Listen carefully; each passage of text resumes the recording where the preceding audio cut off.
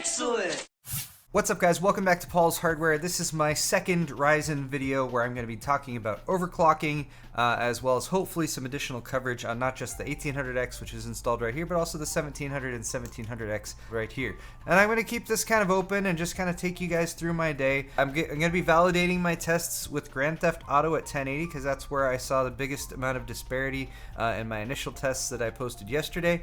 And I'm also going to be using Cinebench R15 just to validate as we move through if our overclocking is actually getting us additional performance or less performance, or if some of the sort of tweaks and changes that have been suggested by AMD and some of the other motherboard manufacturers are actually having much of a significant impact. I spent the evening last night setting up yet another new test bed, or sort of reconfiguring one of my old ones. For the motherboard, I have the Asus Crosshair 6 Hero. It's using the latest BIOS version that's available, 5704. I'm told there's another BIOS revision probably coming out next week, and there have also been microcode updates that AMD is working on. So there are updates to a lot of this hardware that has just launched that should theoretically improve performance to some degree. Now this motherboard has a unique feature with the AM4 boards in that it has a mounting solution not just for AM4, but Asus also managed to do AM3 mounts on there as well. So because of that, I was able to upgrade the cooling solution to a Corsair H100i V2. Now bear in mind, if you guys are planning on doing something like this at home, you might want to consider that the back plate, which is required for the Corsair H100i V2, the one that comes with this motherboard is still an AM4 backplate. So I was actually forced to take the backplate for AM3 for my Sabertooth 990FX revision 2 in order to actually get that to fit on there. Anyway, all that being said, make sure you've got the proper backplate. So that's definitely doing a better job keeping things cool. Just in my brief testing I've done so far, it's already about a good 5 to 10 degrees cooler, I'd say, than my initial test from yesterday. For the graphics card, we got an EVGA GeForce GTX 1080 for the Win 2. That's their ICX version, so this is overclocked out of the box, and I am running it at overclock speeds. I'm using the same Corsair Vengeance LPX memory kit. That's 2x8 gigs. I'm going to set this to 3000 speed. Although for these initial tests, I've just been running it at stock 2133. I also did a much nicer SSD with this build. I have the Patriot Hellfire 480 gig SSD, and I have a fresh install of Windows 10 on that. Like just installed last night, did all the Windows updates. I'm running the latest version of the NVIDIA drivers 378.66, which is available. And I think that pretty much rounds things out for the test bed. Oh, the power supply is an Corsair HX 1000i, and then I also have an extra 1TB SSD connected via USB 3.0, and that's got a bunch of my games and stuff on it. So up on the top, you can see my results from yesterday, and that is with the 1800X, 6850K, and 7700K. This is Cinebench multi-threaded here, Cinebench single-threaded here, and these are the results of multiple tests that I ran in the past week or so. GTA 5 at 1080 is where we saw a good 20 frames per second lagging behind for the 1800X, and I've just rerun all of these tests with my updated system here, and I found that my numbers went down. So this is at stock with the Crosshair 6 Hero. 3.7 and 4.1 gigahertz is what the CPU is running at. 3.7 on all cores, 4.1 gigahertz when it's doing 1 or 2 cores, and I've done none of the optimizations that were recommended by AMD or Asus at this time. So here's my Cinebench score for multi-thread, single thread, and then even my GTA 5 score dropped down from 118 to 105, so I'm not exactly sure what's up with that, but let's see if we can improve that. That's just the starting off point, so we're going to make things better from there. Also really quickly wanted to go over some of the stuff that has been sent to me by vendors. Sorry I'm using Ghetto Notepad for this, but this first one was from AMD that came in a couple days before launch actually happened. This is when they recommended that you use Windows High Performance Power Profile, and that was to make sure that SenseMI Pure Power and Precision Boost technologies have the ability to respond to varying workloads as quickly as 1 millisecond. So the switching time is slower if you're set to balanced, and it can take up to 30 milliseconds to switch between power states. So we should set it to high performance. That's definitely one thing that we should want to do. Here's another list of things that AMD sent over. Again, this is direct from AMD.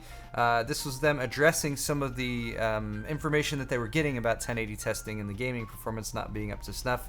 What they're saying is that some games don't reflect that as much as others, and they wanted to make sure that if you are benchmarking games that aren't performing as well, That you maybe get some of the good performing games in there as well. So Sniper Elite 4, Battlefield 1, The Division, Star Wars Battlefront, Assassin's Creed Syndicate, Battlefield Hardline, Overwatch, Witcher 3, and Dead Rising 4, according to AMD, aren't going to show as much of a performance deficit at least in the 1080 testing from what they're saying. So I'm not testing any of those results, so I'm not going to give it the best run at it in this respect, because I am going to stick with GTA 5 for now. But they've also recommended running the latest BIOS, toggling simultaneous multi-threading on or off, making sure that you're set to the high performance plan. Also a fresh OS image of Windows. Thankfully I have done that. Make sure there are no background CPU or temperature or frequency tools in the background. That's going to be a challenge if we want to actually monitor things while we're doing it, but I'll try with and without. Make sure the system has Windows High Precision Event Timer disabled. Although, when you actually try to use the Ryzen Master software, it tells you to turn on High Precision Event Timer. So you can't really use Ryzen Master to configure things and High Precision Event Timer at the same time right now, which is kind of confusing, but hopefully that will be fixed in the future. And then they also have a note here about Intel platforms, which I don't know. Honestly, I wouldn't really go around changing my Windows testing configuration to accommodate AMD, but there you have it. Anyway, so we're going to try some of that stuff, and since we already started with most of that turned off, let's go ahead and turn some of it on. So I'm going to start out in the BIOS, I think, for overclocking, and I'm going to do what I would probably normally do if I wasn't making a video, which hopefully will make for a good video too, which is to just go ham and kind of try to max out everything right here from the BIOS. We're going to try out DOCP1, which is an overclocking profile that ASUS does, and that is to allow XMP profiles to be used in the BIOS. So this is just going to dial in the DDR4 3000 timings that the memory is supposed to run at. I also did an overclocking preset to extreme tweaker overclocking presets. I know I'm just messing around with the presets here. This has set our BCLK frequency to 112. Could be fun. And then I do want to adjust the voltage here. So again, I'm going with some settings that are recommended by ASUS for this board, which is 1.35 volts on the actual vCore. We're gonna go for 1.2 volts here. Hey, 1.2. Bump up the dim voltage to 1.385, and we'll leave other stuff at auto. Alright, where does this get us right now? Target CPU speed is 3624.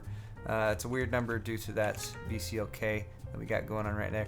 So let's do manual CPU core ratio, and let's just FID. FID here is what the frequency is. FID is the core frequency multiplier. DID is the core frequency divisor. So we're just gonna take the FID here and let's set it to. Should we set it to? There, 4 gigahertz. FID of 143. This nothing can go wrong. I have no idea what I'm doing. We have a fresh Windows install. I'm not running any background CPU temperature frequency tools.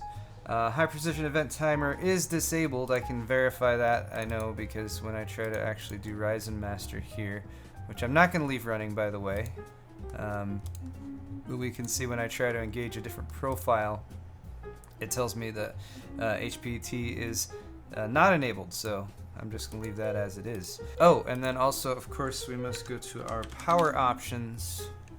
Power options, and high performance is what we want. And never go to sleep, computer. You stay awake for all time. Okay, that's probably about enough time. Let's, oh wait, is it still in single? It's still in single core mode. None of that. All right, run. See what happens. Oh dear. I think that means that my overclock is not stable. My moonshot failed. Damn it. Let's do what I would normally do after something like that happens, which is go back to load optimized defaults. We'll start from square one again, and let's just dig through here and try to find the stuff that I think I know what I'm doing with. So it's a divider, so it divides. You divide 40 by 20, and that equals 400. What? So again, the custom CPU core ratio is 2 times the FID divided by the DID. So 2 times 160 is 320, divided by 8 is 4,000, right? I'm sorry, not 4,000, 40 times our base clock gives us 4,000 megahertz. All right, that's starting to make some sense to me. I don't know why they could just do a standard multiplier, but there you go. All right, performance bias we're not going to use. I've manually set the memory to 2933. We're just going for a 4 gigahertz overclock, and then I am going to go back again down here to the voltage and do some manual entry so I can tell it exactly what I want it to be, which is 1.35 for the core voltage, 1.2. Hey, manual mode first. 1.2 for the SoC voltage. And the dim voltage we're gonna set to 1.385. There we go. Everything else we're gonna leave it auto, and let's see how this turns out for us. Cool. All right, so we have booted into the Windows operating system once again, which I always consider to be a win after dialing in a new overclock. So let's load up Cinebench. I have waited just a few moments for everything to settle down as far as system loading up and everything, and I am running CPU-Z at least at this point, because I don't know if this qualifies as one of the monitoring programs, but I did want to verify that yes, we are at 4 gigahertz, and then the voltage is a little bit higher than I dialed in. It's going to about 1.417 right now, but let's see how it handles Cinebench. Preparing the project, and I'm still set to 1 core. Alright, now let's try all cores. That's probably a little bit more serious.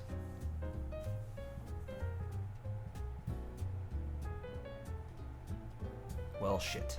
Alright, just a small change. I bumped the core voltage, setting the BIOS up to 1.4125, so just above 1.4 volts. We're now actually getting up above 1.5 according to CPU-Z, which is high, but let's see if that changed anything at all. Going for the 8-core test again.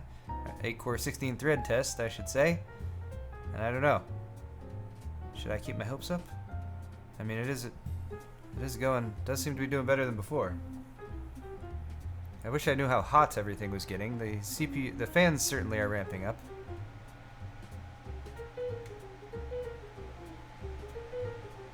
Hey! That's an improvement! Look at that, 1758. Success.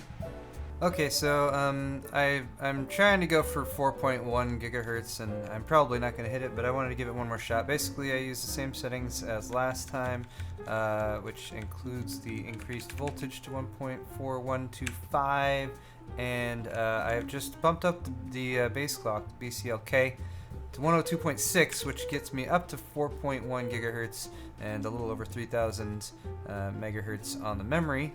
And again, no idea if it's going to work or not, but let's give it a shot. Just because I am that curious about the temperatures and everything, I'm going to keep Ryzen Master up at this point. It does have a temperature listing here, and it is already quite warm. I mean, the fact that we're idling around 60 tells me that this probably isn't going to be something we can maintain. But, you know, again, if you had liquid cooling or something, then maybe it would. Maybe this would be more effective. Here goes. That didn't take long. Wow. Not a normal bug either. It was just like, hey, no. Sorry. Alright guys, if this is functional and the temperatures aren't too crazy bad, I'll probably call this as my overclock for my 1800X. Again, I'm doing this pretty quickly. I would normally do much more validation and long-term tests and everything, but for the sake of a quick video, just to see you guys see what we can get, this is where we're at. So I have done just a very minor change from that original 4 gigahertz overclock. I bumped the base clock up just ever so slightly, like 1 notch. That's at 100.2.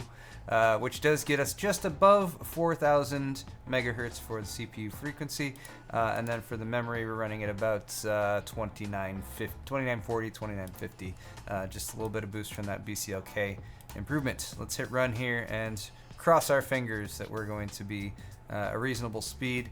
Core speed does look like it's dipping just a little bit. You might see that there. Again, I'm not using strict monitoring software here, but you can see the temperature getting pretty warm there, hitting 81 degrees Celsius. Fans are ramping up. You can probably hear them in the background, but I'm not seeing too much core speed dipping, so that's a good thing. And also, of course, the fact that it hasn't crashed that's also a good thing. So yeah, definitely got pretty hot, but definitely might not want to run this full time, but you know, it does appear to be at least stable for our purposes right now, and a score of 1719 is actually a little bit less than our previous score of 1758, but still not bad at all. And then of course we got to check GTA 5 with these settings. So with that overclock in place, 4 gigahertz overclock, memory at 2933 or 2950-ish, basically we saw a nice improvement in our Grand Theft Auto scores. Again, this is testing at 1080. I ran through them twice, and I'm just averaging all 5 of the scores from the built-in benchmark. About 129 frames per second, 129 and a half. Still not seeing the same full frame rate that we saw with the 6850K and 7700K, but it is good to know that by increasing the clock speed, we can get a bit more performance out of the 1800X, and this might also mean that if we can hit higher clock speeds with the other CPUs, 1700 and 1700X, of course, being our 2 options that we have right now, or theoretically even say like the Ryzen 5 CPUs that are supposed to still come out, if those can go higher frequency since they have lower core counts, then we might see better game performance out of them in games where you don't need 8 cores and 16 threads. All that said though, let's get these out of the box. I think I'll start with the 1700. Also, pro tip, if you're going to swap out a CPU from a system you've been overclocking with, always load optimized defaults first.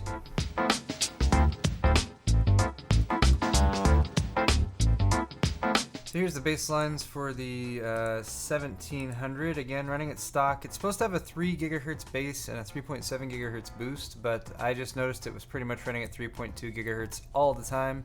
If I wasn't focused on overclocking, I might try to figure out what's going on there, but since I am overclocking, I will just move on and overclock it and run all the cores at a higher frequency.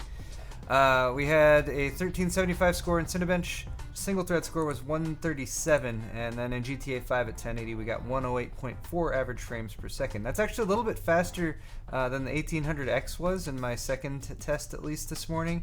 But bear in mind that was without those optimization steps. So I'm thinking maybe those optimization steps did have some impact on improving this score, although again it's still significantly less than the scores I had in my original test run last week.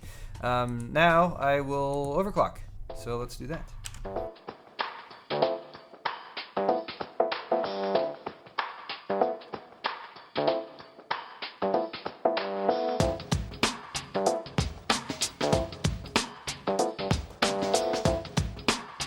Beautiful, and a nice score too. And hey, here's your proof that if you don't want to pay $500 for an 1800X, you know, pay like what, around a little over 300. You get a 1700, overclock it to 3.9, and then you're just about 100 megahertz short of what a 1800X would be able to do anyway. 1685 though, nice score. And here's the overclocked 1700 score in GTA 5, 125.8. So that gives us the final results here for the overclocked 1700. A very nice boost, I would say, going from the stock frequency up to 3.9 across all cores. And again, a nice boost in the gaming performance. Again, still not quite matching up with the 1800X, and still falling short of the 6850K and 7700K. But again, definitely worth it considering the lower cost of the 1700. So guys, I've jumped ahead a bit. I've spared you the stock testing for the 1700X. Here are the results though. It's a 3.4 gigahertz base clock and 3.8 gigahertz boost clock CPU. However, when I was actually running it, XFR, extended frequency range, was definitely kicking in because it was running at about 3.5 gigahertz base and 3.9 gigahertz boost on a single core. When it was on all cores, it was running at 3.5. And also, I noticed this, and this actually applies to all the tests. The Crosshair 6 Hero is running a 100.6 base clock when I'm using default settings, so that's resulting in slightly higher than actual numbers, so like 3.52 or so gigahertz. Anyway, 1504 was the score for Cinebench, 147 was the score for Cinebench single thread, and 111.1 frames per second on average for GTA 5.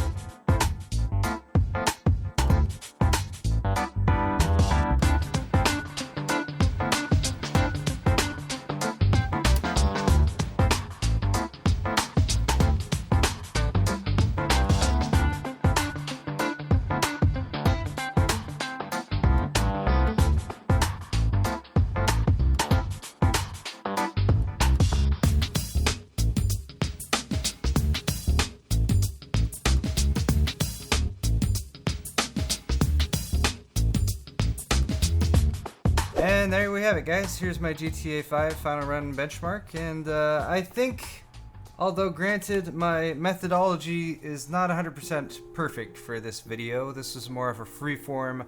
I wanted to benchmark, I wanted to overclock. I'm not doing the proper amount of validation. I'm not running the tests enough times. I'm not even doing the proper burn-in for the CPU to get the proper temperatures. I'm not even really monitoring temperature as accurately as I could. But what I am doing is overclocking these processors, getting achievable, stable overclocks, at least for the tests that I am running, and showing definitely some improved performance from that. So if we look at our 1700X numbers, the Cinebench multi-thread score while overclocked to 4 GHz was 1,714. The single thread score was 161, and GTA 5 got 127.6 frames per second. So again, just a tick slower than the 1800X speeds, also running at 4 GHz, and just a tick faster than the 1700 running at 3.9 GHz. So pretty much expected from all perspectives, except of course the temperature. Again, I would completely disregard my temperature column right there, because yeah, I'm not 100% certain that all those numbers are accurate. But to draw some conclusions from this, because I think we can draw some conclusions despite my already mentioned flawed methodology. One would be that if you're overclocking on Ryzen, it's definitely worth your while. It's definitely going to give you better performance to crank all those cores up to running at a higher frequency, 3.8, 3.9. You should probably expect, based on my testing here, as well as based on vendors and other reviewers who I've talked to, 3.8 to 4 gigahertz you should be able to hit with any of these chips. You might be able to get 4 to 4.1, but beyond that is really, really challenging unless you're doing exotic cooling or LN2 or that kind of thing. Also with voltage, once you get past that 1.4 voltage point, temperatures just start to spike like pretty insanely. So that's why you definitely want to consider a higher-end cooling solution if you're potentially planning to overclock.